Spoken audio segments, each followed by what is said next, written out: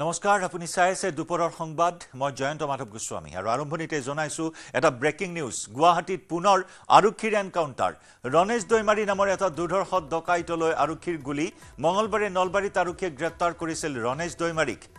মহিদুল নামৰ আন এটা ডকাইতকো গ্ৰেপ্তাৰ কৰিছিল আৰক্ষীয়ে নিখা ৰনেশক লগত লৈ সচলত অভিযান চলাবলৈ গৈছিল আৰক্ষী লুকুৱাই থোৱা পিস্তল দেখুৱাবলৈ আৰক্ষীৰ সৈতে গৈছিল ৰনেশ অভিযানৰ সময়তে পিস্তল কাঢ়ি আৰক্ষীক গুলিয়াবলৈ লৈছিল আত্মৰক্ষাৰ বাবে আৰক্ষীয়ে ৰনেশৰ দুইটা ভৰিত গুলি চালনা কৰে পূৰ্বেও ৰনেশ দৈমাৰী উৰফে ৰাজুক এনকাউণ্টাৰ কৰা হৈছিল বিগত বৰ্ষৰ ৩ ডিচেম্বৰত গ্ৰেপ্তাৰ হৈছিল ৰনেশ দৈমাৰী জুৰাবাটৰ ১৩ মাইলত আৰক্ষীয়ে কৰিছিল এনকাউণ্টাৰ ৰাজ্যৰ বিভিন্ন থানাত ৰনেশৰ বিৰুদ্ধে আছে ১০০ৰো অধিক গোচৰ গাড়ী চুৰিৰ লগতে বহু অপৰাধত জড়িত দুৰ্ধৰ্ষ ৰনেশ শেহতীয়াকৈ সুন্দৰপুৰত চেইন কাঢ়ি নিয়াৰ ঘটনাত জড়িত আছিল ৰনেশ দৈমাৰী মঙ্গলবাৰে জালুকবাৰীত মহিলা ডিঙিৰ পৰা কাঢ়ি নিছিল চেইন 10 এপ্ৰিলত জেলৰ পৰা ওলাইছিল 17 এপ্ৰিলৰ পৰা দিছপুৰৰ 5টা স্থানত চুৰি ডকাইতিৰে সন্ত্ৰাস সৃষ্টি কৰিছিল ৰনেশে সমান্তৰালকৈ দুৰ্ধৰ্ষ ডকাইত বগাৰ লগতো আছিল সম্পৰ্ক বগাৰ লগত ঘৰুৱা সম্পৰ্ক আছিল ৰনেশ দৈমাৰীৰ সম্প্ৰতি জিএমচিএইচত চিকিৎসাধীন হৈ আছে গুলিবিদ্ধ ৰনেশ দৈমাৰী এটা দুৰ্ধৰ্ষ অপৰাধী এইজন ৰনেশ দৈমাৰীৰ কুকৰ্মৰ কথা কৈ থাকিলেও শেষ নহব 10 এপ্ৰিলত জেলৰ পৰা ওলায়ে পুনৰ চুৰি ডকাইতিৰে সন্ত্ৰাস আৰম্ভ কৰিছিল পুনৰ আৰক্ষীৰ মূৰৰ কামৰণি সৃষ্টি কৰিছিল 10 এপ্ৰিলত জেলৰ পৰা ওলাই পুনৰ সেই একেই অপকৰ্মত লিপ্ত হৈছিল ৰনেশ জুৰাবাটত এনকাউণ্টাৰৰ বলি হৈছিল তাৰ পৰাও শিক্ষা নললে আকৌ এবাৰ এনকাউণ্টাৰৰ বলি হ'ল এই কুখ্যাত ডকাইতটো এই মুহূৰ্তত জনাইছো আন এক ব্ৰেকিং নিউজ বাৰ এছ'চিয়েশ্যনৰ পৰা মুখ্যমন্ত্ৰীৰ পদত্যাগ গুৱাহাটী উচ্চ ন্যায়ালয়ৰ বাৰ এছ'চিয়েশ্যনৰ পৰা পদত্যাগ মুখ্যমন্ত্ৰী ডক্টৰ হিমন্ত বিশ্ব শৰ্মাৰ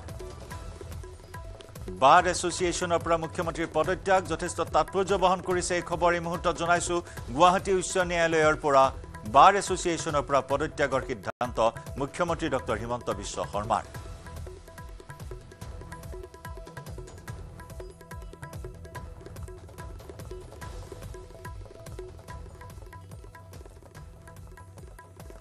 আৰু সন্দৰ্ভত আমি জনাম পৰৱৰ্তী সময়ত আমি পুনৰবাৰ আহিছো ৰনেশ দৈমাৰীৰ প্ৰসংগলৈ এনকাউণ্টাৰৰ দৰে আন এক ঘটনা সংঘটিত হৈছে এই এনকাউণ্টাৰ হৈছে ৰনেশ দৈমাৰী নামৰ দুৰ্ধৰ্ষ ডকাইতটোৰ বৰ্তমান জিএমচিএইচত চিকিৎসাধীন হৈ আছে ৰনেশ দৈমাৰী পিস্তল লুকুৱাই থোৱা পিস্তলৰ সন্ধানত অভিযানলৈ গৈছিল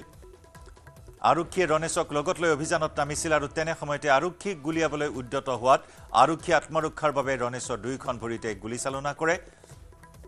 এই দুৰ্ধৰ্ষ ৰনেশ জালুকবাৰীত কালি মহিলা ডিঙিৰ পৰা সোণৰ চেইন কাঢ়ি নিয়াৰ ঘটনাটো জড়িত আছে ৰমেশ দৈমাৰী এলায়েছ ৰাজু দুৰ্ধৰ্ষ চেইন স্নেচাৰ আৰু ডকাইত তেখেত এপ্ৰিলৰ 10 তাৰিখে জেলৰ পৰা ওলাই প্ৰথম আমাৰ দিছপুৰ থানাৰ এলেকাত বৰবাৰীত 17 এপ্ৰিল তাৰিখে এটা চেইন স্নেচিং কৰে তাৰপিছত চিটিত 5টা চেইন স্নেচিং কৰে ইনক্লুডিং যোৱাকালি জালুকবাৰী যিটো আপোনাৰ পিস্তল দেখুৱাই মহিলাজনীৰ পৰা চেইন স্নেচিং কৰিছিল আৰু পিস্তলটো পৰি গৈছিলে সেই ঘটনাটোৰ লগত তেখেত জড়িত হৈ আছিল আৰু সেই কালি ঘটনাটো ঘটাৰ পাছত আমি সচকিত হৈ গ'লো কাৰণ আৰু যাতে পৰৱৰ্তী তেনেকুৱা ঘটনা নঘটে আৰু সেইকাৰণে আমাৰ দিছপুৰ আৰক্ষীৰ এটা দলে কালি দিনটো তেখেতক বিচাৰে আৰু তাক বিচাৰি আপোনাৰ নলবাৰীৰ পৰা ৰমেশ দৈমাৰী আৰু মহিদুল হক এলায়েছ আণ্ডাৰ সিও এটা ডকাইত হয় দুইটাকে একেলগে কৰায়ত্ব কৰি দিছপুৰ থানালৈ লৈ আহে আৰু দিছপুৰ থানাৰ পৰা অনাৰ পাছত আমাৰ কেছৰ তদন্তত তেখেতে কয় যে এটা পিস্তল তেখেতে আপোনাৰ সচলৰ ওচৰত লুকুৱাই থৈছে সেইটো তেখেতে উলিয়াই দিব তাৰপিছত সেইটো উলিয়াবৰ যাওঁতে যেতিয়া চাৰ্চ কৰি আছিলে চাৰ্চ কৰি থকাৰ পাছতে হঠাতে পিস্তলটো তেখেতে উলিয়াই পুলিচলৈ লক্ষ্য কৰি গুলী চালনা কৰে আৰু পুলিচেও আত্মৰক্ষাৰ কাৰণে গুলী চালনা কৰাত তেখেতে ভৰিত জখম পায় আৰু তেখেতক জিএমচিএইচত ভৰ্তি কৰা হৈছে বৰ্তমান তেখেতৰ ট্ৰিটমেণ্ট চলি আছে আমাৰ সতীৰ্থ সাংবাদিক দীপাংকৰ দাসৰ সৈতে আমি সংযুক্ত হৈছো দীপাংকৰ এটা কুখ্যাত ডকাইত যাৰ বিৰুদ্ধে শতাধিক গোচৰ ৰুজু হৈ আছে আৰু ডাঙৰ কথা যে 10 এপ্ৰিলত জেলৰ পৰা ওলাই আহিছিল আৰু তাৰ পিছত চুৰি ডকাইতিৰে সন্ত্ৰাস আৰম্ভ কৰিলে আৰক্ষীৰ মূৰৰ কামৰণি সৃষ্টি কৰিলে দুবাৰকৈ এনকাউণ্টাৰ হ'ল এই দুৰ্ধৰ্ষ ডকাইতটোৰ নিশ্চয় জয়ন্ত চাওক 5টা মাহ পূৰ্বে গুৱাহাটী আৰক্ষীয়ে এনকাউণ্টাৰ কৰিছিল সেইটো ৰমেশক আৰু তাৰ পিছত যদি চোৱা যায় যোৱা নিশা চচলত আৰক্ষীক এটা লুকাই থোৱা পিষ্টল উদ্ধাৰ কৰি দিয়াৰ প্ৰতিশ্ৰুতিৰে তেওঁক আৰক্ষীক লগত লৈ গৈছিল আৰু তেনে সময়তে সেই পিষ্টলটো যিটো আমি এই মুহূৰ্তত দৃশ্যাংশ দেখুৱাইছো আৰু সেই পিষ্টলটোৰে আৰক্ষীক প্ৰথমে গুলিয়াবলৈ উদ্যত হয় আৰু তেনে মুহূৰ্ততে আৰক্ষীয়ে নিজৰ আত্মৰক্ষাৰ বাবে সেই দুৰ্ধৰ্ষ ডকাইতটোক উপৰ্যুপৰি গুলী চালনা কৰে ভৰিৰ কেইবাটাও ঠাইত আঘাতপ্ৰাপ্ত হৈছে দুই এখন ভৰিত কেইবাটাও ঠাইত তেওঁৰ গুলি লাগিছে আৰু অতি সংকটজনক অৱস্থাত বৰ্তমান গুৱাহাটী চিকিৎসা মহাবিদ্যালয় হাস্পাতালত বৰ্তমান তেওঁ চিকিৎসাধীন হৈ আছে গতিকে ইয়াৰ পূৰ্বৰ যিসমূহ কুকীৰ্তি সেয়া এই মুহূৰ্তত আমি নিউজ 18 দৰ্শকসকলক জনাইছো ইতিমধ্যে ডিচিপি মিনাল ডেকাই ইতিমধ্যে সমগ্ৰ তথ্য তেওঁ কেমেৰাৰ সন্মুখত জনাইছে যে কিদৰে এটা ভেটাৰ্ণ ডকাইতক আৰক্ষীয়ে এবাৰ গ্ৰেপ্তাৰ কৰিছে পূৰ্বেও গ্ৰেপ্তাৰ হৈছিল পূৰ্বেও আৰক্ষীৰ গুলিৰে থকা হৰকা কৰা হৈছিল সেই ডকাইতটো কিন্তু পুনৰ তেওঁক জেললৈ পঠোৱা হৈছিল আৰু যোৱা 10 জুলাইত মাত্ৰ 18টা দিন পূৰ্বে তেওঁ জেলৰ পৰা ওলাই আহি 5টাকৈ পুনৰ অপৰাধজনিত ঘটনাৰ সৈতে তেওঁ জড়িত হৈ পৰাৰ তথ্য আৰক্ষীৰ হাতত আছিল বিশেষভাৱে সৌ সিদিনাখন আমি বাতৰি সম্প্ৰচাৰ কৰিছিলোঁ যে গুৱাহাটীৰ সুন্দৰপুৰত এগৰাকী মহিলাৰ পৰা ডিঙিৰ সোণৰ অলংকাৰ কাঢ়ি নিবলৈ সক্ষম হৈছিলে ডকাইতটোৱে তাৰপিছত আৰক্ষীয়ে এক প্ৰকাৰ বিচাৰি আছিলে দুৰ্ধৰ্ষ ডকাইতটোক আৰু তাৰপিছত যোৱাকালি আমি খবৰ পাইছিলোঁ যে গুৱাহাটীৰ জালুকবাৰী প্ৰান্তত আৰক্ষী চকীৰ সন্মুখ ভাগতে মৰ হাঁহ দেখুৱাই হাতত উদ্যত মৰণাস্ত্ৰ লৈ এগৰাকী মহিলাক টাৰ্গেট কৰিছিলে এই ৰমেশ দৈমাৰীয়ে পুনৰ সেই ডকাইতটোৱে আৰক্ষীৰ বিহুফালি পলাই যাবলৈ সক্ষম হৈছিল নলবাৰীত আৰক্ষীয়ে অভিযান চলাইছিল আৰু তাৰ পৰা আৰক্ষীয়ে গ্ৰেপ্তাৰ কৰি তেওঁক দিছপুৰ আৰক্ষীয়ে গ্ৰেপ্তাৰ কৰিছিল আৰু তাৰপিছত যোৱা নিশা প্ৰায় 2 মান বজাত তেওঁক থানাৰ পৰা লৈ যোৱা হৈছিল গুৱাহাটীৰ চচলৰ এটা ভাড়াঘৰৰ স্থানলৈকে তাত লুকাই থোৱা পিষ্টলটো আৰক্ষীক উদ্ধাৰ কৰাই দিম বুলি প্ৰতিশ্ৰুতি দি আৰক্ষীক লৈ যোৱা হৈছিল আৰু তাৰপিছত সেই পিষ্টলটোৰে আৰক্ষীক টাৰ্গেট কৰোৱা হৈছিল আৰু তাৰপিছত আৰক্ষীয়ে প্ৰত্যুত্তৰ দিবলৈ সক্ষম হ'ল দুইখন ভৰিত কেইবাটাও ঠাইত আমি ইতিমধ্যে জনাইছোঁ যে দুটাকৈ গুলীৰে তেওঁৰ দুইখন ভৰিত আঘাতপ্ৰাপ্ত হৈছে তেনে নহয় আৰক্ষীৰ এটা বিশ্বস্ত সূত্ৰৰ পৰা আমি খবৰ লাভ কৰিছোঁ গুৱাহাটী চিকিৎসা মহাবিদ্যালয় হাস্পাতালত মৃত্যুৰে বৰ্তমান যুঁজিছে সেই দুৰ্ধৰ্ষ ডকাইতটোৱে ভৰিৰ কেইবাটাও স্থানত তেওঁক গুলীবিদ্ধ কৰা হৈছে আৰু এয়া গুৱাহাটী মহানগৰীত চোৱা যায় তেতিয়াহ'লে জানুৱাৰী মাহ অৰ্থাৎ চলিত বছৰৰ এয়া 7মটো এনকাউণ্টাৰৰ ঘটনা অৰ্থাৎ ইতিপূৰ্বে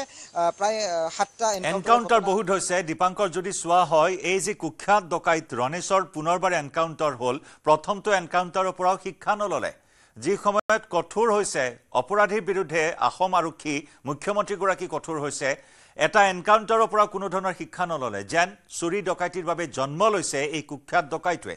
কাৰণ 10 এপ্ৰিলত জেলৰ পৰা ওলাই আহি আকৌ সেই অপকৰ্মতাই লিপ্ত হৈছে গতিকে এইসকল অপৰাধীৰ বিৰুদ্ধে আৰু কিছু কঠোৰ পদক্ষেপ গ্ৰহণ কৰিবৰ প্ৰয়োজন আছে অসম আৰক্ষীৰ বা মহানগৰ আৰক্ষীৰ নিশ্চয় চাওক গুৱাহাটী আৰক্ষীয়ে যোৱা 1 জানুৱাৰীৰ পৰা নতুন আৰক্ষী আয়ুক্ত সলনি হৈছে আৰু তাৰপিছত যদি চোৱা যায় আৰক্ষীৰ কিছু পূৰ্বতকৈ কিছু সলনিহে আমি দেখিবলৈ পাইছোঁ থানাই বিভিন্ন ধৰণে চুৰ ডকাইত বিভিন্ন অপৰাধজনিত ঘটনা আৰক্ষী ৰোধ কৰিবলৈ চেষ্টা চলাই আছে কিন্তু তাৰ মাজত এই ধৰণে অপৰাধীক দমন নীতিৰ যিটো ব্যৱস্থা এনকাউণ্টাৰ আৰক্ষীয়ে বাছি লৈছে সেই এনকাউণ্টাৰত যদি চোৱা যায় তেতিয়াহ'লে এই যোৱা এপ্ৰিলৰ আজি পৰ্যন্ত অৰ্থাৎ 4টা মাহলৈকে 7টাকৈ এনকাউণ্টাৰৰ ঘটনা সংঘটিত হৈছে কিন্তু তাৰপিছতো মৰহা দেখুৱাই একাংশ দুৰ্ধৰ্ষ অপৰাধীৰ সদস্যই কিন্তু এই ধৰণৰ কাৰ্যকলাপ তেওঁলোকে গুৱাহাটীত চলাই গৈছে কিন্তু এই যিটো ৰমেশ দৈমাৰী যিটো বৰ্তমান আৰক্ষী এনকাউণ্টাৰ কৰিছে তেওঁৰ যিটো ইতিবৃত্ত সেয়া আমি জানি বা দৰ্শকসকলে জানিও আচৰিত হৈছে যে এটা দুৰ্ধৰ্ষ ডকাইত আৰক্ষীয়ে এই মুহূৰ্তত গ্ৰেপ্তাৰ কৰি তেওঁক এনকাউণ্টাৰ কৰিবলগীয়া ঘটনা হ'ল পূৰ্বেও তেওঁৰ শৰীৰত আৰক্ষীয়ে গুলীৰে থকা হৰকা কৰা হৈছিল কিন্তু এইবাৰ তেওঁক গুলীবিদ্ধ কৰা হৈছে কিন্তু তেওঁৰ যিটো বংশৰ পৰিচয় সেয়া বগা নামৰ এটা দুৰ্ধৰ্ষ গাড়ী চোৰ তেওঁৰ ভনীয়েকক বিয়া পাতিছে এইগৰাকী ৰমেশ দৈমাৰীয়ে নলবাৰী একে আদি কৰি নামনি অসমত কেইবাটাও দুৰ্ধৰ্ষ তেওঁ অপৰাধজনিত ঘটনা সংঘটিত কৰাৰ তালিকা এই মুহূৰ্তত অসম আৰক্ষীৰ হাতত আছে গুৱাহাটীতে শেহতীয়াকৈ 10 এপ্ৰিল তেওঁ জেলৰ পৰা দীপাংকৰ লক্ষণীয় হ'ব আৰু পৰৱৰ্তী সময়ত আৰু কি ব্যৱস্থা গ্ৰহণ কৰা হয় আমি আৰু অধিক তথ্য লাভ কৰিম পৰৱৰ্তী সময়ত এই মুহূৰ্তত ধন্যবাদ জনাইছোঁ গোৱালপাৰাৰ ৰংজলিত মুখ্যমন্ত্ৰী ডক্টৰ হিমন্ত বিশ্ব শৰ্মাৰ পঞ্চায়ত নিৰ্বাচনৰ প্ৰচাৰ সংখ্যালঘু মানুহে আগতে কংগ্ৰেছক ভোট দিছিল এইবাৰ সংখ্যালঘুৱে কংগ্ৰেছক ভোট দিব বুলি নাভাবো মন্তব্য মুখ্যমন্ত্ৰী 8 কোটি টকা কৈ দিয়াৰ আঁচনি গাঁৱে ভূঞে ৰাস্তা ঘাট আমাৰ অসমত এনেকুৱা দিন আগত আমি কেতিয়া দেখা পাইছিলো আজি খিলঞ্জীয়া থলুৱা ভাৰতীয় মানুহৰ দপদপনি কোনোবাই যদি আমাৰ এটা ছোৱালীৰ ওপৰত ৰঙা চকু দেখুৱাইছে সিও গম পায় যে মামাই গম পালে তাৰ ৰঙা চকুটোৱে কাঢ়ি আনিব হয়নে নহয় আজি প্ৰথমবাৰৰ বাবে আমাৰ অসমত এক শান্তি নিৰাপত্তা আৰু প্ৰগতিৰ পৰিৱেশ বিৰাজ কৰিছে আজি আমাৰ এই ৰাজ্যখনক আমি আৰু শক্তিশালী কৰিব লাগিব আৰু আত্মবিশ্বাসী কৰিব লাগিব আমাৰ ৰাজ্যখন যাতে আৰু আগুৱাই গৈ থাকিব পাৰে আজি যেতিয়া মই লাখপতি দিদি লাখপতি বাইদেউ আঁচনি হাতত লৈছিলো কংগ্ৰেছ দলে কৈছিলে যে ইমান মহিলাক 10,000 টকাকৈ কেনেকৈ দিব ময়ো হিচাপ কৰিছিলো এগৰাকী দুগৰাকী মহিলা নহয় এতিয়া হাত দাঙোতে আপোনালোকে চালে কিমানে হাত দাঙিলে কাৰ কাৰ নাম আছে লাখপতি দিদি এবাৰ হাত দাঙকচোন লাখপতি বাইদেউ সবে হাত দাঙক তো ইয়াতে যদি মই পিছলৈকে চাওঁ ইয়াতে হাত দাঙা মানুহ 5,000 আছে আৰু গোটেই অসমত 30 লাখ মহিলা আছে 10,000 কৰি 30 লাখক দিলে কিমান টকা লাগিব 3,000 কোটি টকা লাগিব সবে ভাবিছিল আমি দিব নোৱাৰো 1 এপ্ৰিল তাৰিখে বিহালীত গৈ আমি বিহালী সমষ্টিৰ ৰাইজক বাইদেউসকলক 10,000 টকাকৈ বিতৰণ কৰিলো এতিয়া আমি প্ৰত্যেক সমষ্টিত যাম প্ৰত্যেক সমষ্টিত গৈ আমি এখন মিটিং কৰি সকলোৰে হাতত চেক তুলি দিম জুন মাহৰ ভিতৰত সকলোৱে লাখপতি বাইদেউৰ টকা আপোনালোকে চেক পাই যাব আজিয়ে মই কৈ গলো কিন্তু আমি কিয় এখন মিটিং কৰি দিব খুজিছো কাৰণ লাখপতি বাইদেউ মানে 10,000 টকা নহয় ফৰ্মখনৰ নামহে লাখপতি বাইদেউ কিন্তু 10,000 টকা দি লাখপতি আমি হ'ব নোৱাৰো আমাৰ উদ্দেশ্য হ'ল যে এই বছৰ আপোনালোকে যদি 10,000 টকাটো ভাল কৰি খৰচ কৰে অহা বছৰ মই আপোনালোকক আকৌ 25,000 টকাকৈ আপোনালোকক মই দি যাম কেনেকৈ পাব 25,000 এই 10,000 টকা সিদিনাখন মই বিহালীত 10,000 টকা বিলালো এগৰাকী মহিলা বাইদেৱে মোৰ লগত সেলফি উঠিলে মোবাইলটো নুঠে ভাল কৰি কলে এইটো মোবাইল দলিয়াই দিম আজি নতুন মোবাইল কিনিম মোবাইল কিনাত টকা খৰচ কৰিব নালাগে স্বামীৰ ব্যৱসায় আছে স্বামীৰ ব্যৱসায়ত 10,000 টো দি দিও নহলে নিজে কিবা এটা কৰক ছমাহ পিছত আপোনালোকৰ ঘৰে ঘৰে এটা সাৰ্ভে হ'ব যিসকলে 10,000 টকাটো ভাল কৰি খৰচ কৰিব দ্বিতীয় বছৰত আমি তেওঁলোকক 25,000 টকা দিম আৰু তৃতীয় বছৰত আমি তেওঁলোকক 50,000 টকাকৈ দিম এইটোৱে হৈছে পুৰা আঁচনি 10,000 টকাৰ আঁচনি নহয় 10,000 টকাটো হ'ল আৰম্ভণি 30 লাখ মহিলাৰ ভিতৰত যদি 10 লাখেও 50,000লৈকে যাব পাৰে অসমত আমি 10 লাখ লাখপতি বাইদেউ পাই যাম সেইকাৰণে আপোনালোকে বহুত মানুহে কয় যে মুখ্যমন্ত্ৰীয়ে মহিলাক দিছে আমি মহিলাক কিয় দিছো মহিলাক এই কাৰণে দিছো যাতে পুৰুষৰ বোজাটো কমাব পাৰে আজি মহিলাই অৰুণোদয়টো পালে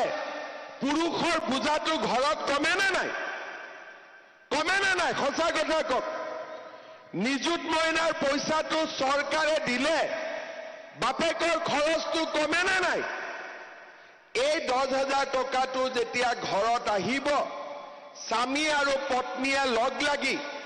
কিবা এটা ভাল কামত খৰচ কৰিব ঘৰখন ভাল হ'ব নে নাই কলেজত বিনামূলীয়া এডমিশন দিলে দেউতাকৰ কষ্টটো কমে না নাই ল'ৰা ছোৱালীজনীক যেতিয়া চৰকাৰে চাইকেল এখন দিয়ে দেউতাকৰ কষ্টটো কমে না নাই আজি আমি কি কৰি আছো যোৱা 4 বছৰত দেউতাকৰ কষ্ট মাকৰ কষ্ট কেনেকে কমিব পাৰে আৰু তাৰ কাৰণে মোদী ডাঙৰীয়াই চেষ্টা কৰিছে মই চেষ্টা কৰিছো মোদী ডাঙৰীয়াই আমাক চাউল দিছে মোদী ডাঙৰীয়াই আমাক ঘৰ দিছে আৰু মোদী ডাঙৰীয়াই কৃষক সন্মান নিধিত আমাক 4 মাহৰ মূৰে মূৰে আমাৰ একাউণ্টত টকা জমা দিছে কংগ্ৰেছৰ দিনত একো আঁচনি নাছিল অংগনবাদীৰ ঘৰকেইটা পাৰৰ বাঁহৰ দৰে বনাইছিল আবাস যোজনাৰ ঘৰ 70,000 টকা ঘৰ নবনেই তাকো ঠিকাদাৰ সোমাই ৰাস্তা ঘাট স্কুল কলেজৰ কথাটো মই নকওঁই ডাঙৰ ডাঙৰ কৰবাত ফুলবাৰী দলং হৈছে সেইবিলাক কথা মই নকওঁ সেইবিলাক কথাটো কংগ্ৰেছৰ দিনত চিন্তাটো নাছিল কংগ্ৰেছে এটাই চিন্তা কৰিছিল লুঙ্গি ধুতি খুটা আঁঠুৱা আৰু কম্বল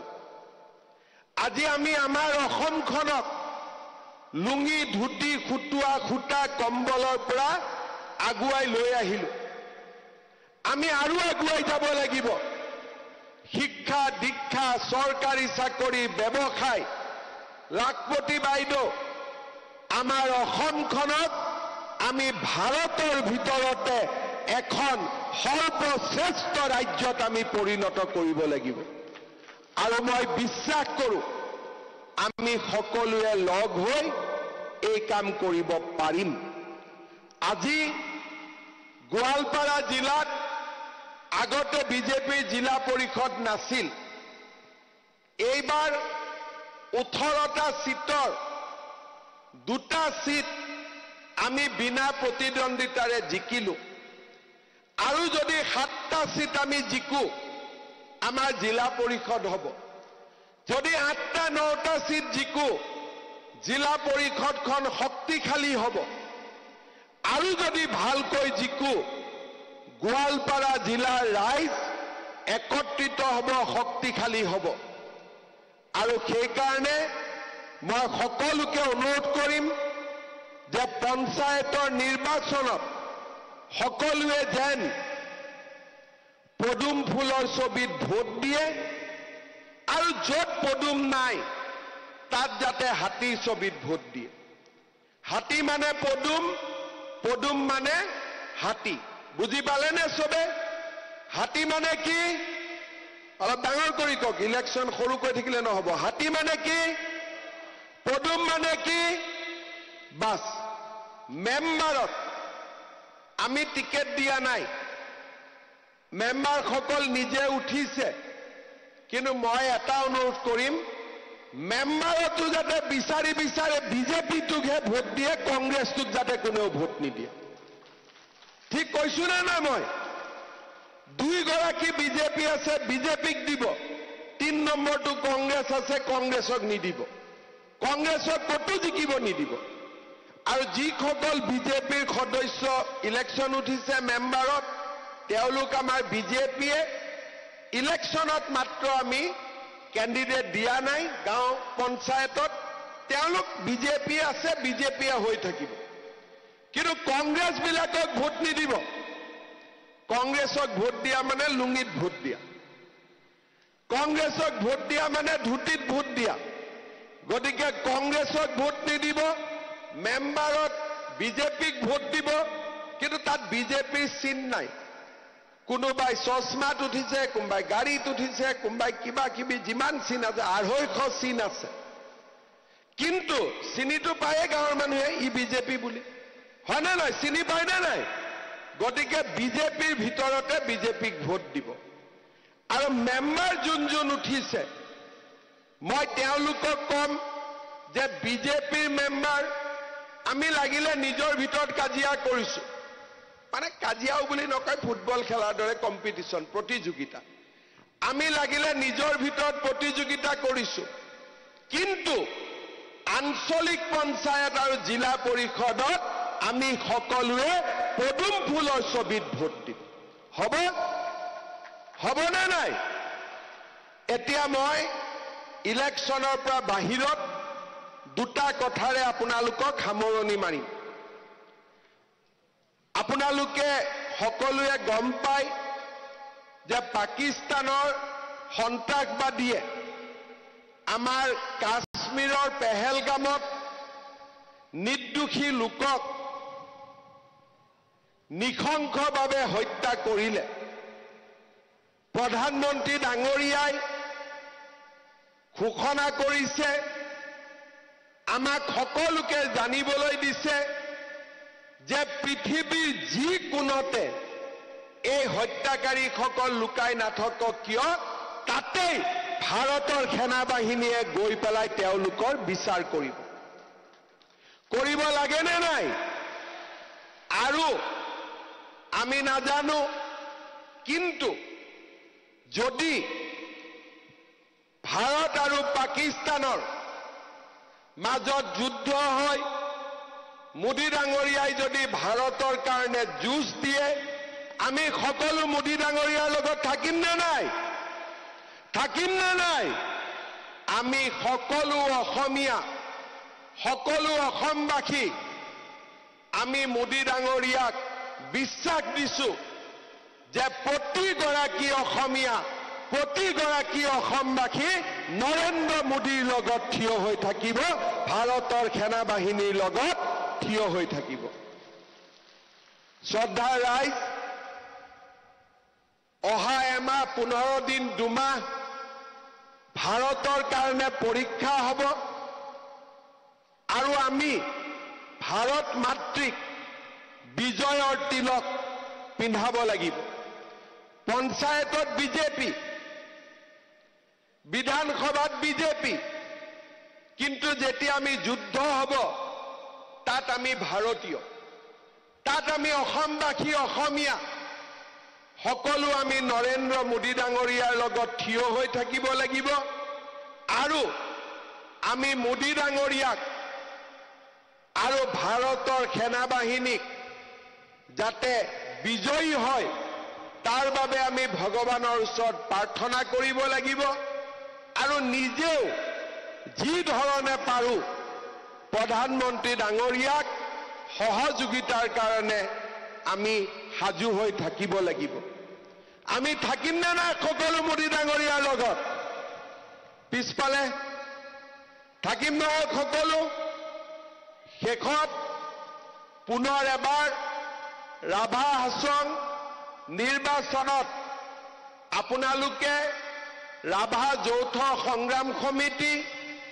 আৰু বিজেপি দলক যি অভূতপূৰ্ব সমৰ্থনেৰে বিজয়ী কৰিলে, তাৰ বাবে মই আপোনালোকক ধন্যবাদ জনাইছো। ৰাভা হাছঙৰ ইলেকশ্যনত এইবাৰ অসমীয়া ভাষী, বঙালী ভাষী, হিন্দী ভাষী, গোৰ্খা ভাষী, গাৰো, ৰাভা, হাজং, বড়ো সকলোৱে একেলগে ভোটদান কৰিলে, কতো কোনো গণ্ডগোল নহল, আৰু টংকেশ্বৰ ৰাভা ডাঙৰীয়া পুনৰ মুখ্য কাৰ্যবাহী সদস্যৰ শপত গ্ৰহণ কৰিলে। বিজেপি লগত আছে, ৰাভা হাছঙৰ লগত আছে, আৰু অহা বছৰ কেইটাত আমি ৰাভা হাছং যৌথ সংগ্ৰাম সমিতিৰ লগত একেলগে কাম কৰি জনজাতীয় লোকৰ, ৰাভা সমাজৰ, গোৱালপাৰা কামৰূপ জিলাৰ ৰাইজৰ আমি সকলো সমস্যা একেলগে থাকি আমি সমাধান কৰিম। আপোনালোকক পুনৰ এবাৰ মই অভিনন্দন জনাইছো। এতিয়া লাষ্টত এটাই কওক, লুঙি ধুতিক ভোট দিব নে বিজেপিক ভোট দিব? লুঙি ধুতিক ভোট দিব নে বিজেপিক ভোট দিব? একদম মনৰ পৰা কওক, লুঙি ধুতিক ভোট দিব নে বিজেপিক ভোট দিব? তেতিয়াহ'লে মোৰ লগত আকৌ এবাৰ সকলোৱে গগন ভেদী চিঞৰেৰে সৈতে মোৰ লগত একেলগে কওক, ভাৰত মাতা কি, ভাৰত মাতা কি, নৰেন্দ্ৰ মোদী, নৰেন্দ্ৰ মোদী বিজেপি এজিপি বন্দে বন্দে বন্দে বহুত বহুত ধন্যবাদ ইলেকশ্যনৰ পিছত আকৌ আহিম আকৌ লগ পাম লাখপতি বাইদেউ টকা বিলাবৰ সময়ত আহিম তেতিয়া কিন্তু ভাত পানী খাই যাম ঠিক আছে টকাও দিম চেকু দিম ভাত পানী একেলগে খাম হ'ব ধন্যবাদ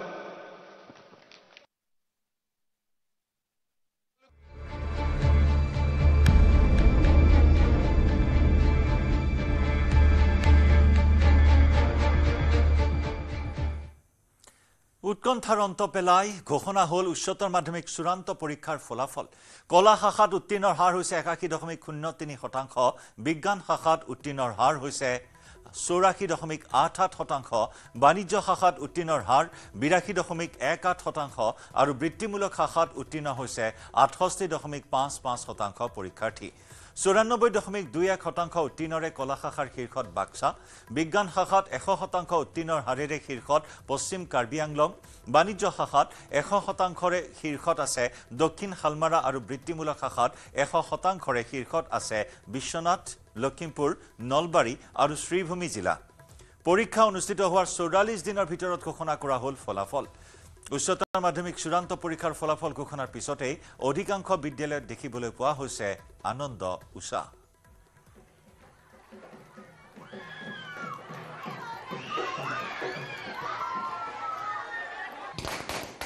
এবাৰ স্থান প্ৰাপকৰ এইবাৰ ব্যৱস্থা নাই যদিও যিসমূহ শিক্ষানুষ্ঠানত 100% উত্তীৰ্ণ হৈছে ফলাফল যথেষ্ট ভাল সেই শিক্ষানুষ্ঠানসমূহত এনেদৰে উৎসৱমুখৰ পৰিৱেশে বিৰাজ কৰা পৰিলক্ষিত হৈছে ছাত্ৰ ছাত্ৰীসকলে ঢোল বজাই বিহু নাচি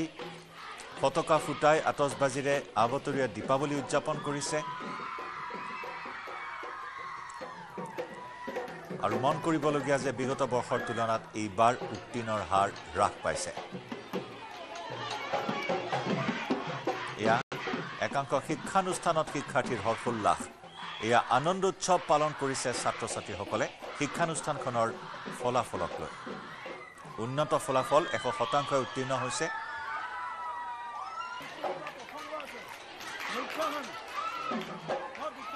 কলা বিজ্ঞান বাণিজ্য আৰু বৃত্তিমূলক এই আটাইকেইটা শাখাৰ ফলাফল আজি ঘোষণা কৰা হয় এইবেলি 3,02,420 জন 3,02,420 গৰাকী পৰীক্ষাৰ্থী উচ্চতৰ মাধ্যমিক চূড়ান্ত পৰীক্ষাত অৱতীৰ্ণ হৈছিল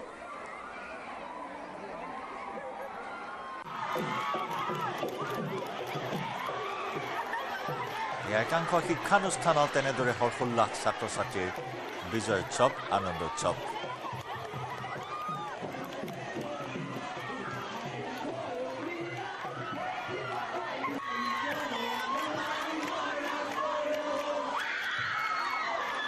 কলা শাখাত উত্তীৰ্ণৰ হাৰ হৈছে 81.03%, কলা শাখাত প্ৰথম বিভাগত উত্তীৰ্ণ হৈছে 49,577 গৰাকী পৰীক্ষাৰ্থী কলা শাখাত দ্বিতীয় বিভাগত 80,650 গৰাকী উত্তীৰ্ণ হৈছে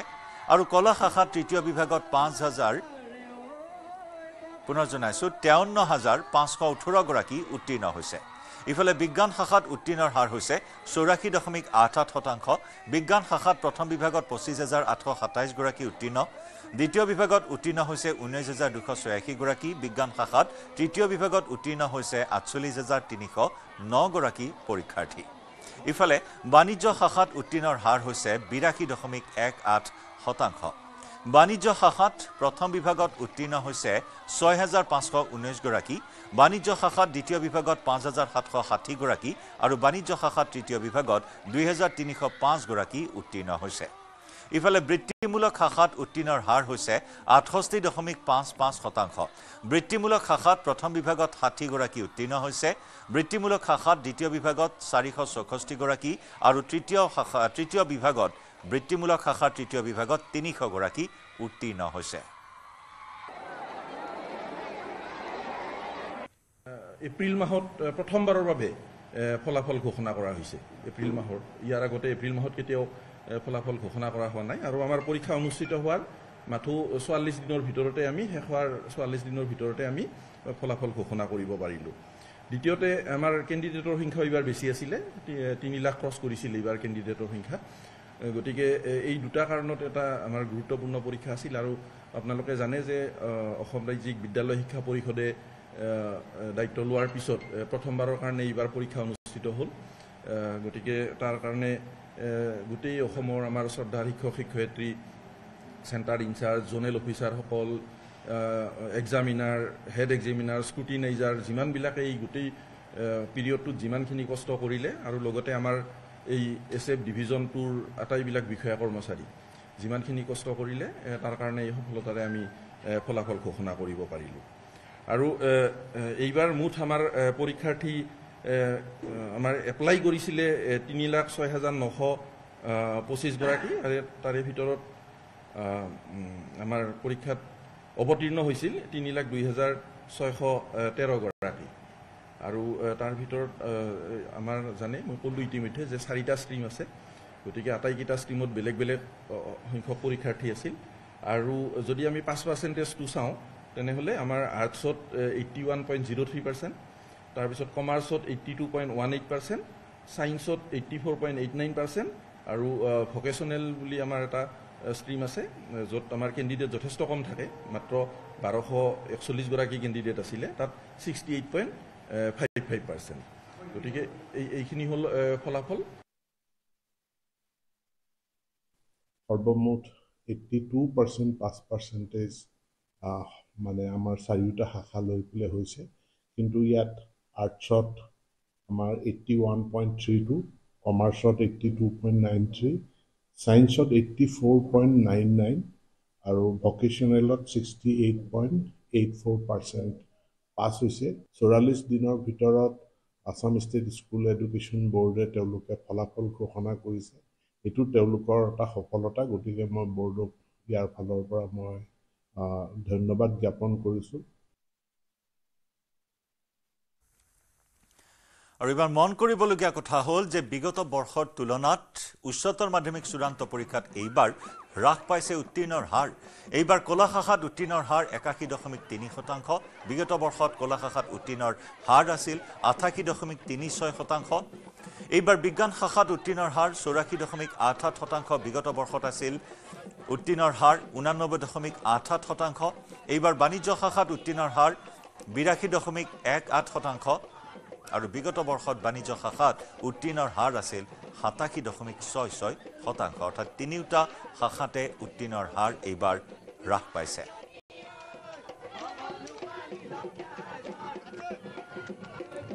শিৱসাগৰৰ পৰা আগবঢ়াইছো আমাৰ সাংবাদিক প্ৰদীপ গগৈৰ প্ৰতিবেদন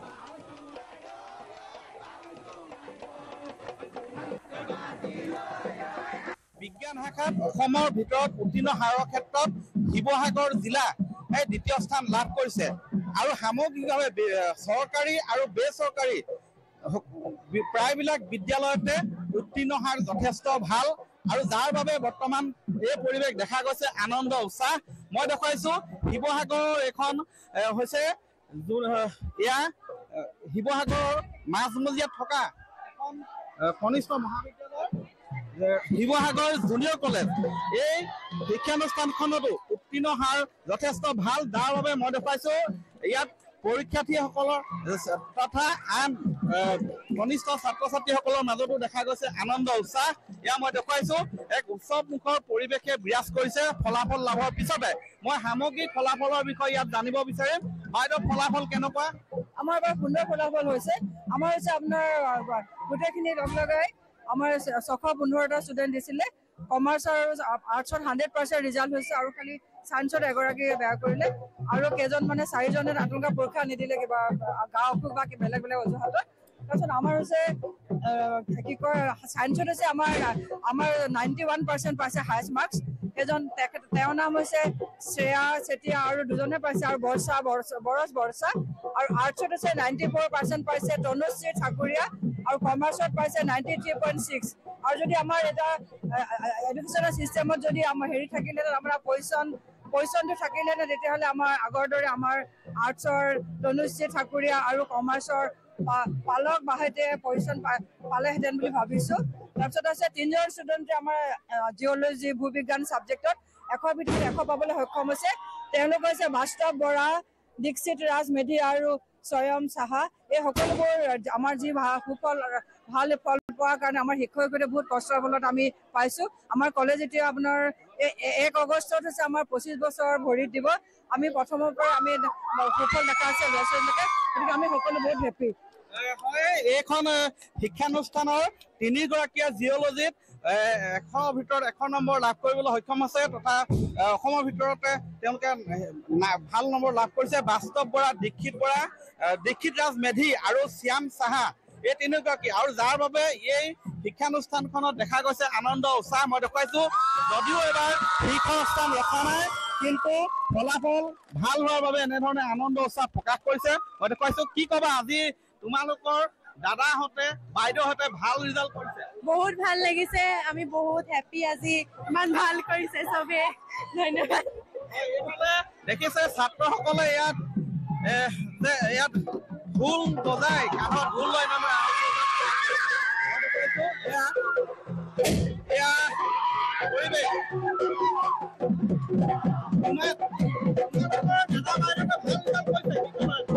ভালে লাগিছে পৰিৱেশ মই পুনৰ দেখুৱাইছো এই শিৱসাগৰ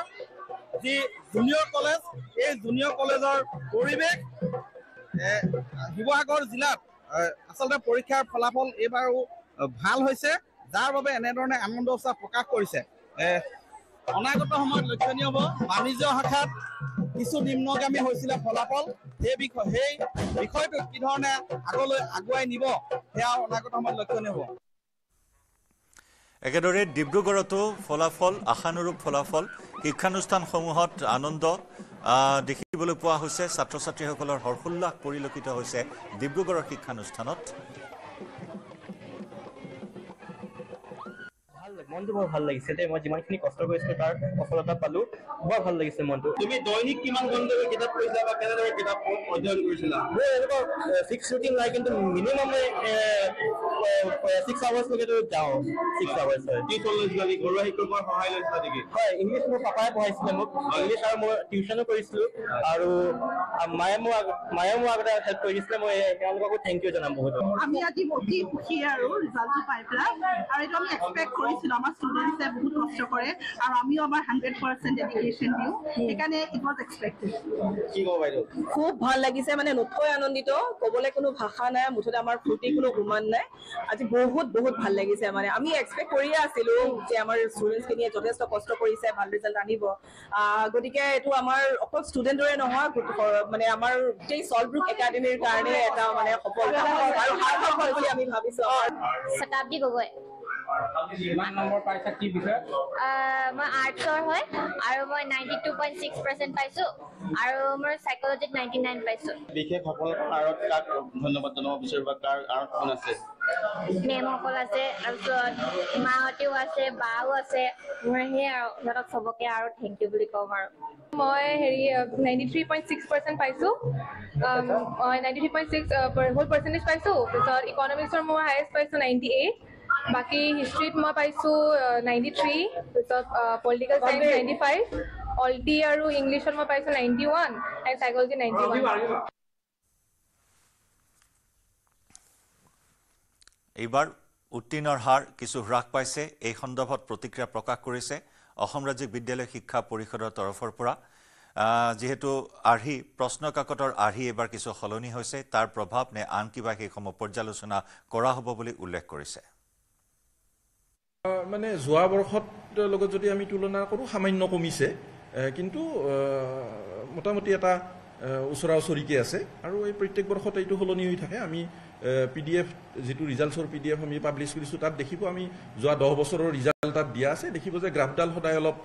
একদম ষ্ট্ৰেইট লাইনত কেতিয়াও নাথাকে অলপ বঢ়া দুটা হৈ থাকে কিন্তু সামগ্ৰিকভাৱে ৰিজাল্ট সন্তোষজনক এইটো যোৱাবাৰৰ ফলাফলতকৈ প্ৰায় 5% কম হৈছে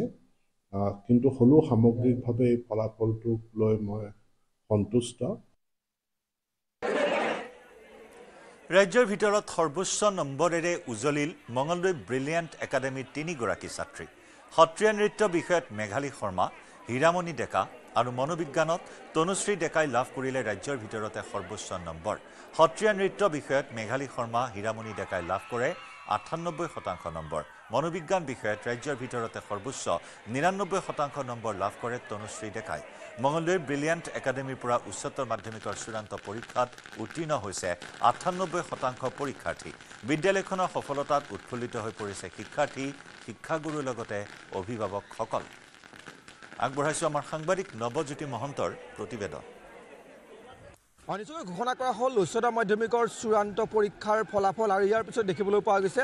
ৰাজ্যৰ ভিতৰতেই প্ৰথম স্থান লাভ কৰিবলৈ সক্ষম হৈছে দৰঙৰ মঙলদৈ ব্ৰিলিয়াণ্ট একাডেমীৰ ৩গৰাকীকৈ ছাত্ৰীয়ে মনোবিজ্ঞানত ৰাজ্যৰ ভিতৰতে প্ৰথম লগতে সত্ৰীয়া নৃত্যত দুগৰাকীকৈ ছাত্ৰীয়ে ৰাজ্যৰ ভিতৰতে প্ৰথম স্থান লাভ কৰিবলৈ সক্ষম হৈছে ব্ৰিলিয়াণ্ট একাডেমীৰ ৩গৰাকী ছাত্ৰীয়ে আমি দেখুৱাইছোঁ এয়া ব্ৰিলিয়াণ্ট একাডেমীৰ দৃশ্য কথা পাতিবলৈ চেষ্টা কৰিম প্ৰথমতে দেখুৱাই লৈছোঁ আচলতে যি চূড়ান্ত পৰীক্ষাৰ উচ্চতৰ মাধ্যমিকৰ চূড়ান্ত পৰীক্ষাৰ যি ফলাফল এই ফলাফল দিয়াৰ পিছতেই উৎফুল্লিত হৈ পৰিছে বিশেষকৈ ব্ৰিলিয়াণ্ট একাডেমীৰ ছাত্ৰ ছাত্ৰী লগতে শিক্ষক শিক্ষয়িত্ৰীসকল আপোনাৰ ওচৰলৈ গৈছোঁ শুভেচ্ছা জ্ঞাপন কৰিছোঁ সত্ৰীয়া নৃত্যত ৰাজ্যৰ ভিতৰতেই প্ৰথম দুগৰাকীকৈ ছাত্ৰীয়ে লাভ কৰিবলৈ সক্ষম হৈছে কি ক'ব ধন্যবাদ সমলৈ আমাৰ ব্ৰিলিয়াণ্ট একাডেমীৰ ৰিজাল্ট ভালেই হৈছে প্ৰত্যেক বছৰৰ দৰে এইবাৰো সেই ধাৰাবাহিকতা অক্ষুণ্ণ ৰাখিবলৈ সক্ষম হৈছে আৰু আটাইতকৈ ভাল লাগিছে কি মোৰ ছাবজেক্ট সত্ৰীয়া নৃত্য সেইটোত এবাৰ দুগৰাকী ছাত্ৰীয়ে ষ্টেট হায়েষ্ট মাৰ্ক পাইছে 98কৈ হীৰামণি ডেকা আৰু মেঘালী শৰ্মা মেঘালী শৰ্মা গতিকে আৰু এটা বিষয়টো পাইছে সাইকোলজিত গতিকে এই বিষয়টো আমি 10 বছৰ হ'ল ব্ৰিলিয়াণ্ট একাডেমীত আমি অন্তৰ্ভুক্ত কৰা বিষয় হিচাপে আৰু মই যিহেতু সত্ৰীয়া নৃত্যৰ লগত জড়িত গুৰুজনাৰ যি সৃষ্টিৰাজি সেইখিনিক এওঁলোকৰ মাজতো বিলাই দিবলৈ চেষ্টা কৰিছোঁ তেওঁলোকৰ মাজেৰে তেওঁলোকক কিছু শিক্ষা দিবলৈ ময়ো চেষ্টা কৰিছোঁ ল'ৰা ছোৱালীখিনি নতুন প্ৰজন্মই যাতে গুৰুজনাৰ সৃষ্টিৰাজিক আগবঢ়াই নিব পাৰে আৰু খুবেই ভাল লাগিছে সেইকাৰণে তোমাক অভিনন্দন জ্ঞাপন কৰিছোঁ হয় ধন্যবাদ সত্ৰীয়া নৃত্যত মই ষ্টেট হায়েষ্ট মাৰ্ক পাম বুলি ভবা নাছিলোঁ কিন্তু মেমৰ আশীৰ্বাদত মেমেও কষ্ট কৰিছে বহুত আনন্দিত হৈছোঁ সত্ৰীয়া নৃত্য কিহৰ কাৰণে ইমান বাছি গৈছিলে তুমি মই আগতে সত্ৰীয়া শিকা নাছিলোঁ বাৰু হ'লেও মানে সত্ৰীয়া মানে নৃত্য কৰি ভাল পাওঁ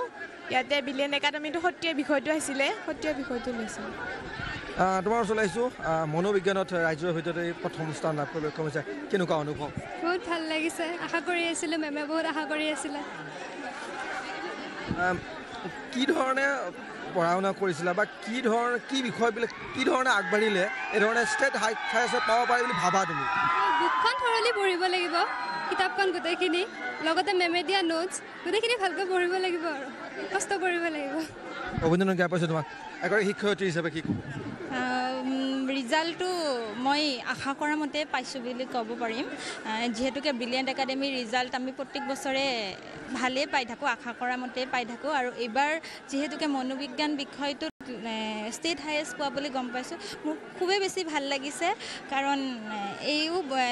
আমাৰ ছাত্ৰ ছাত্ৰীবিলাকেও বহুত কষ্ট কৰিছে লগতে আমাৰো বহুত কষ্ট আছে ইয়াত আমি কথা পাতিম সঞ্চালক আছে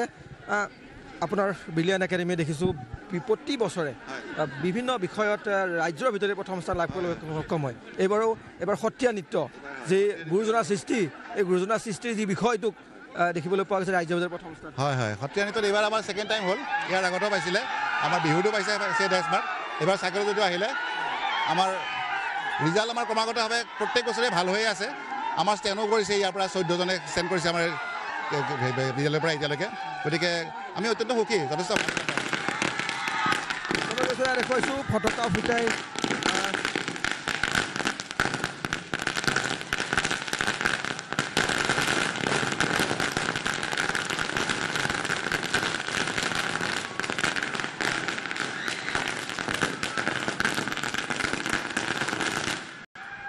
নিশ্চয়কৈ এখন আগশাৰীৰ শিক্ষানুষ্ঠান আচলতে জিলাৰ ভিতৰতে এখন আগশাৰীৰ শিক্ষানুষ্ঠান যিখন শিক্ষানুষ্ঠানে বিগত বৰ্ষৰ দৰে এই বছৰো ভাল ফলাফল দেখুৱাবলৈ সক্ষম হৈছে বিশেষকৈ মনোবিজ্ঞান আৰু সত্ৰীয়া নৃত্যত ৰাজ্যৰ ভিতৰতে প্ৰথম স্থান লাভ কৰিবলৈ সক্ষম হৈছে 3গৰাকীকৈ ছাত্ৰী আৰু যাক লৈ উৎফুল্লিত হৈ পৰিছে বিদ্যালয়ৰ ছাত্ৰ ছাত্ৰী লগতে বিদ্যালয়ৰ শিক্ষক শিক্ষয়িত্ৰীসকলো আৰু একেদৰে লখিমপুৰৰ শিক্ষানুষ্ঠানৰো একাংশ শিক্ষানুষ্ঠানৰ ফলাফল যথেষ্ট উন্নত আৰু সেই শিক্ষানুষ্ঠানসমূহতো একেই উৎসৱমুখৰ পৰিৱেশে বিৰাজ কৰিছে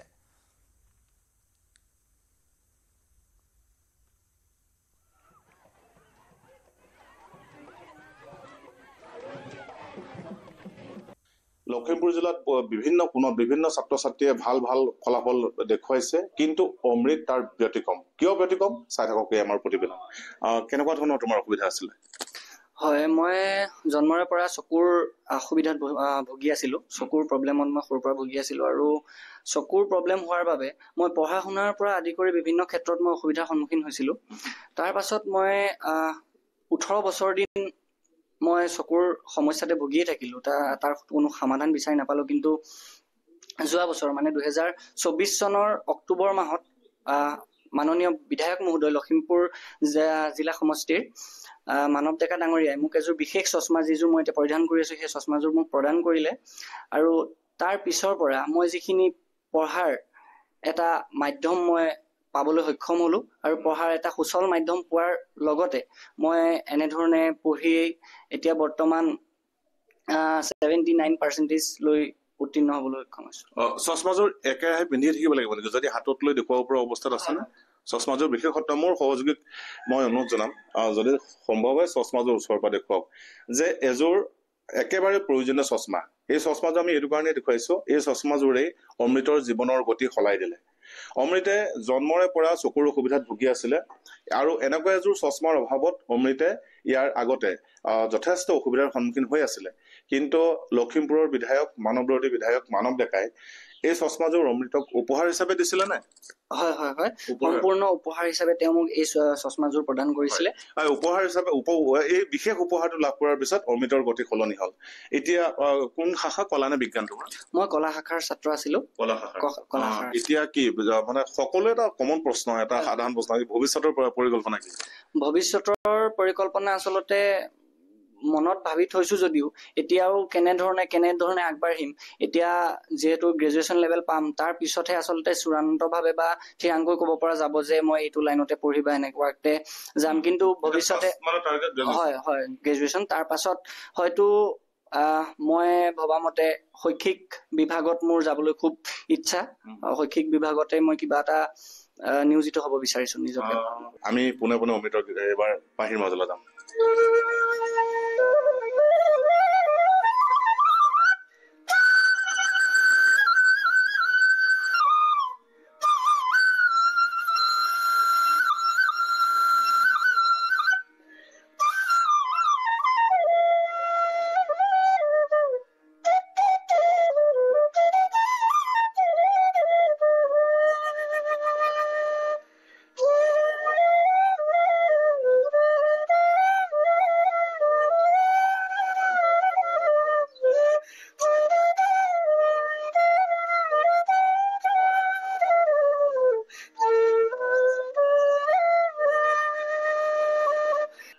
বহুত ধন্যবাদ অমৃত আৰু আমিও নিউজ 18 অসম নৰ্থ ইষ্টৰ তৰফৰ পৰা অলেখ অযুত শুভকামনা জনালো অভিনন্দন জনালো এই ফলাফলৰ কাৰণে একেবাৰে শেষত আৰু কিবা ক'বলৈ মন থাকিলে নেকি চমুকে আচলতে এই ৰিজাল্টটো পোৱাৰ ক্ষেত্ৰত মই মোৰ ঘৰৰ মা দেউতা মোৰ পৰিয়ালৰ সদস্য সকলোকে মই ধন্যবাদ তথা কৃতজ্ঞতা জ্ঞাপন কৰিছো আৰু মোৰ যিখন শিক্ষানুষ্ঠান অসম জ্ঞানভূমি একাডেমী লখিমপুৰৰ এখন জাকত জিলিকা এখন শিক্ষা প্ৰতিষ্ঠান তেওঁলোকৰ সকলো শিক্ষাগুৰুলৈ মোৰ সশ্ৰদ্ধ প্ৰণিপাত মই জ্ঞাপন কৰিছো আৰু আপোনালোকৰ নিউজ 18 অসম নৰ্থ ইষ্টৰ পৰিয়ালবৰ্গকো ধন্যবাদ তথা কৃতজ্ঞতা জ্ঞাপন কৰিছো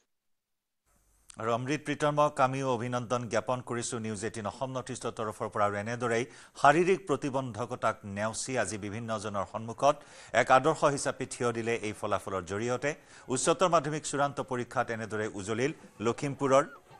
হাৰিবৰ নাহৰণি গাঁৱৰ অমৃত প্ৰতিম বাইলুং মুঠ 4টা বিষয়ত লেটাৰ নম্বৰ লাভ কৰি 79% নম্বৰ লাভ কৰিছে অমৃত প্ৰতিম গগৈয়ে জন্মৰে পৰা চকুৰ বিশেষ অসুবিধা থকা অমৃতক বিধায়ক মানৱ ডেকাই উপহাৰ দিয়া সেই চশমাযোৰেৰেই এই সফলতা লাভ কৰিবলৈ সক্ষম হোৱা বুলি তেওঁ অৱগত কৰে আৰু আজি ঘোষিত উচ্চতৰ মাধ্যমিকৰ চূড়ান্ত বৰ্ষৰ ফলাফলত বিজ্ঞান শাখাত প্ৰথম স্থান দখল কৰিবলৈ সক্ষম হৈছে দক্ষিণ হালমাৰা মানকাছৰ জিলাই জ্ঞান বিকাশ একাডেমীৰ পৰা 227 গৰাকী ছাত্ৰ ছাত্ৰী অৱতীৰ্ণ হৈছিল পৰীক্ষাত 100% উত্তীৰ্ণ হোৱাৰ লগতে জ্ঞান বিকাশ একাডেমীৰ ছাত্ৰী জেবা হুছেইনে 91.04% নম্বৰ লাভ কৰি জিলাখনৰ ভিতৰতে প্ৰথম স্থান দখল কৰিবলৈ সক্ষম হৈছে শাহজাহান আলী আমাৰ স্থানীয় সংবাদদাতা শাহজাহান আলীৰ প্ৰতিবেদন হয় আজি ঘোষণা হল উচ্চতৰ মাধ্যমিক বিদ্যালয়ৰ চূড়ান্ত ফলাফল আৰু চূড়ান্ত ফলাফলক লৈ ইতিমধ্যে কিন্তু দক্ষিণ আমাৰ মানকাছাৰ জিলাত ইতিমধ্যে উখল মাখল পৰিৱেশ বিৰাজ কৰিছে আৰু দক্ষিণ আমাৰ মানকাছাৰ জিলাৰ জ্ঞান বিকাশ একাডেমীৰ যি ছাত্ৰ ছাত্ৰীসকল আছে ছাত্ৰ ছাত্ৰীসকল কিন্তু এনেদৰে কিন্তু উখল মাখল পৰিৱেশে বিৰাজ কৰা পৰিলক্ষিত হৈছে এনেদৰে কিন্তু দেখা গৈছে যে জ্ঞান বিকাশ একাডেমীত কিন্তু 127জনকৈ ছাত্ৰ ছাত্ৰীয়ে কিন্তু পৰীক্ষা দিছে আৰু 127জনৰ ভিতৰত 127জনে ইতিমধ্যে অৱতীৰ্ণ হৈছে জ্ঞান বিকাশ একাডেমীৰ শিক্ষকসকল আছে মই কথা পাতিবলৈ যত্ন কৰিম ছাৰ কি ক'ব এই আমাৰ যিটো মানে বিজ্ঞান বিভাগ আছিলে বিজ্ঞান বিভাগত টোটাল এপিয়াৰ্ড হৈছিল 127 চ' গোটেইখিনি আমাৰ মানে 100%এই পাছ কৰিছে ইয়াৰ ভিতৰত আমাৰ যিটো কি কয় জেবা হুছেইনে ডিষ্ট্ৰিক্ট টপ কৰিবলৈ সক্ষম হৈছে আৰু আপোনাৰ কি কয় এইটো বাকী মানে আমাৰ যিটো কলা বিভাগ আছে কলা বিভাগৰ 45 ষ্টুডেণ্ট এপিয়াৰ্ড কৰিছিলে তাৰ ভিতৰত মানে 100%এই পাছ কৰিছে ইয়াৰ ভিতৰত আমাৰ মেহবুব আলমে ছেকেণ্ড টপাৰ হ'বলৈ সক্ষম হৈছে আৰু আমাৰ আগন্তুক ল'ৰা ছোৱালীবিলাকক মই উৎসাহ কৰিম আৰু আমাৰ টিচাৰবিলাকে এওঁলোকক ভালকৈ পঢ়াই আছে আৰু ভালকৈ পঢ়াই থাকিব আগন্তুক যিবিলাক ৰিজাল্ট হ'ব এইবিলাক আমি আকৌ ইয়াতকৈ বেছি ফলাফল দেখুৱাবলৈ সক্ষম হ'ম বুলি আশা কৰিছোঁ উচ্চতৰ মাধ্যমিক চূড়ান্ত পৰীক্ষাত সামগুৰিলৈ গৌৰৱ কঢ়িয়াবলৈ সক্ষম হৈছে কুৰুৱাবাহী গাঁৱৰ শিখামণি গায়নে কলা শাখাত 92% নম্বৰেৰে প্ৰথম বিভাগত উত্তীৰ্ণ হয় ছাত্ৰীগৰাকী সামগুৰিৰ কুৰুৱাবাহী গাঁৱৰ খেতিয়ক জিতেন গায়ন আৰু হীৰা গায়নৰ জীয়ৰী শিখামণি গায়নে 5টাকৈ বিষয়ত লেটাৰ মাৰ্ক লাভ কৰি 92% নম্বৰ লাভ কৰে সুখ্যাতিৰে উত্তীৰ্ণ হয় শিখামণি গায়নৰ ফলাফলত আত্মহাৰা হৈ উঠে পিতৃ মাতৃৰ লগতে গাঁৱৰ ৰাইজ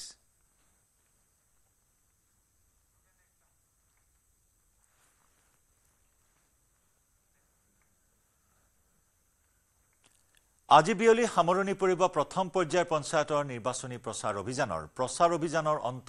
পৰিবলৈ আৰু মাত্ৰ কেইটামান ঘণ্টা বাকি থকা অৱস্থাত শিৱসাগৰ জিলাৰ খলুৱা পঞ্চায়ত লাচিত বেদবাৰী পঞ্চায়তত প্ৰচাৰ চলাইছে বিজেপি অগপ মিত্ৰজোঁটে খেলুৱা জিলা পৰিষদৰ অগপ প্ৰাৰ্থী ঘন গগৈৰ হৈ প্ৰচাৰ চলাইছে বিধায়ক সুশান্ত বৰগোহাঁয়ে নিৰ্বাচনী প্ৰচাৰ চলাই কংগ্ৰেছী সাংসদ গৌৰৱ গগৈক তীব্ৰ সমালোচনা বিজেপি বিধায়কজনৰ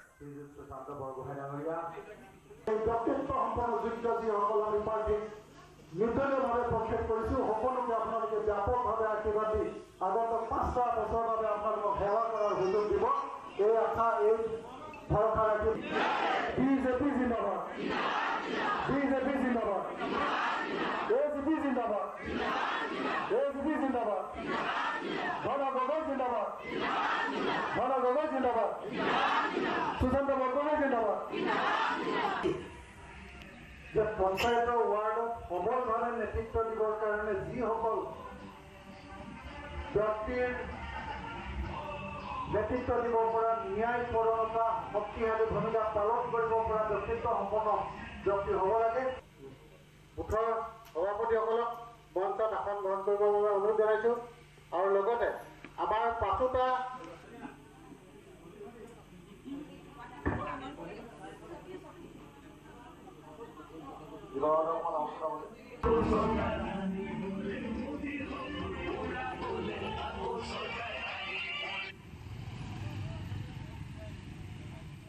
প্ৰথম পৰ্যায়ৰ পঞ্চায়ত নিৰ্বাচনী প্ৰচাৰ